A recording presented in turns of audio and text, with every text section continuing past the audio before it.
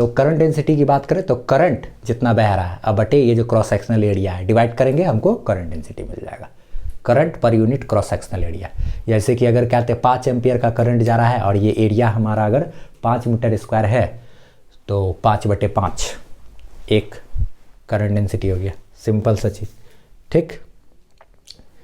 और क्या कहते हैं उसी ये क्या कहते हैं जो करंट डेंसिटी होता है वो करंट डेंसिटी हमारा एक वेक्टर क्वांटिटी है। बात करेंगे अभी हम लोग करंट डेंसिटी बराबर current per unit area. Wire में जितना करंट दौड़ रहा है वो अब बटे क्या उसका क्रॉस सेक्शनल एरिया, दोनों को भाग देंगे तो हमको करंट डेंसिटी मिल जाएगा, ठीक है। तो करंट डेंसिटी का आप क्या कहते चाहो तो और सभी फार्मूला बना सकते हैं। आई बराबर क्या NEA/VD लिखोगे और डिवाइडेड बाय एरिया अगर है तो ए और ए कट जाएगा तो करंट डेंसिटी बराबर NE/VD ऐसे भी हम लोग लिख सकते हैं, ठीक है। ये सब चीज़ भी कर सकते हैं। तो करंट डेंसिटी बराबर NE इंटू क्या VD, number of electron per unit volume, यानी कि यूनिट वॉल्यूम में कितना ज़्यादा इलेक्ट्रॉन है, और ये हो गया हर इलेक्ट्रॉन का चार्ज 1.6 इंटू 10⁻⁻19 कूलम, और ये हो गया ड्रिफ्ट वेलोसिटी, ठीक है। चलिए आपका एक बार पढ़ा हुआ है अगर तब तो फिर रिवीजन में आपको सारा चीज़ हो जाएगा अच्छे तरीके से। चलिए आगे बात करें हम लोग, करंट डेंसिटी जो होता है बराबर करंट डिवाइडेड बाय एरिया। आप जानते होंगे कि एरिया भी एक वेक्टर क्वांटिटी है और करंट डेंसिटी भी एक वेक्टर क्वांटिटी है। अगर क्या कहते हैं इसको इधर मल्टीप्लाई कर देंगे तो I इक्वल टू क्या हो जाएगा, देखिए तो ये दोनों गुना होगा J और क्या A।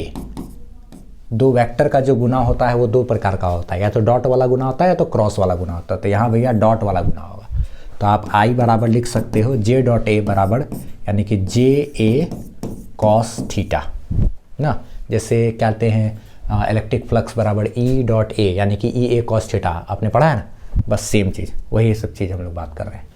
तो यहाँ पे देखिए क्या कहते हैं I बराबर क्या JA कॉस थीटा, ये हो गया करंट डेंसिटी, ठीक है। ये करंट डेंसिटी है, ये एरिया हो गया, और ये थीटा की बात करें तो ये करंट डेंसिटी और एरिया, हमको ये तो एंगल लेना पड़ेगा। तो ये एंगल आप जानते हो कि क्या होता है, जैसे कि मान लिया जाए वायर में करंट ऐसे चल रहा है, ठीक है।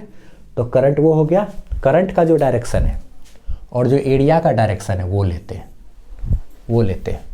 जैसे अगर ऐसे करके एरिया है तो ये एरिया ऐसे, और करंट अगर ऐसे चल रहा है, अगर मान लो क्या कहते हैं वायर भी ऐसे है, सिंपल, अगर क्या कहते हैं अगर ऐसे है, ठीक है, करंट ऐसे चल रहा है, ठीक। और एरिया की बात करें तो एरिया तो सरफेस पे परपेंडिकुलर होता है, तो ऐसे स्थिति में एरिया भी उधर और करंट भी उधर, दोनों एक ही दिशा में। तो यहाँ पे थीटा क्या हो जाएगा 0 डिग्री। अगर तार ऐसे कटा हुआ है तब करंट ऐसे, करंट का जो दिशा है वही करंट डेंसिटी का दिशा होता है। यहाँ पे हमको क्या करना है, ये एंगल किसके किसके बीच का लेना है, करंट और एरिया के बीच का। एरिया मतलब सरफेस पे परपेंडिकुलर करो, ये हो गया सरफेस पे परपेंडिकुलर, क्रॉस सेक्शनल एरिया पे परपेंडिकुलर करेंगे तो ये हमारा क्या एरिया वेक्टर का डायरेक्शन, ठीक है। और रही बात करंट का, तो करंट अगर उधर ही जा रहा है तब तो फिर क्या एरिया वेक्टर और करंट पैरेलल हो गया 0 डिग्री एंगल। अगर कहते हैं ऐसे कटा हुआ है तार, थोड़ा सा ऐसे कोई तार को काट दिया तो एरिया वेक्टर इधर और करंट ऐसे, तो दोनों के बीच का कुछ न कुछ एंगल। तो करंट और एरिया वेक्टर के बीच का एंगल लेना है, क्योंकि क्यों लेना है, क्योंकि करंट डेंसिटी का जो डायरेक्शन है वो करंट का ही डायरेक्शन होता है। करंट का जो डायरेक्शन होगा ना वही डायरेक्शन किसका बोला जाता है, करंट डेंसिटी का। और एरिया का डायरेक्शन तो आप जानते हो, एरिया पे परपेंडिकुलर, करंट का डायरेक्शन, दोनों के बीच का एंगल हमको थीटा ले लेना है ना। तो सिंपली आपको एक बात काम का है जो ध्यान रखना है कि करंट डेंसिटी क्या है, हमारा वेक्टर क्वांटिटी है, ठीक है। स्क्रीनशॉट लेना हो तो ले लीजिए। चलिए आगे बात करते हैं। इसका जो ऐसा यूनिट होता है वो एम्पियर पर मीटर स्क्वायर होता है, क्योंकि करंट का हो गया क्या एम्पियर, इसका क्या मीटर स्क्वायर, तो एम्पियर पर मीटर स्क्वायर, ठीक है। डायमेंशन की बात करें तो ए, एम्पियर का ए और नीचे में L स्क्वायर, तो ऊपर जाएगा तो A L to the power क्या -2।